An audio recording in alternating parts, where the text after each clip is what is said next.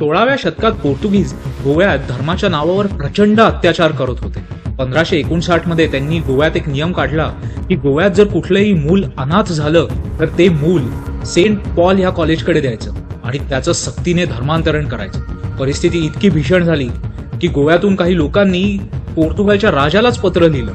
काही ठिकाणी तर अशी जी मुलं होती ज्यांचे आई किंवा आजी आजोबा सुद्धा हयात होते, त्यांची मुलं सुद्धा पोर्तुगीज अधिकारी जबरदस्तीने घेऊन जात होते आणि त्यांचं सक्तीने धर्मांतरण होत होतं. शिवाजी महाराज सुद्धा यावरून पोर्तुगीज अधिकाऱ्यांना खडसावत होते.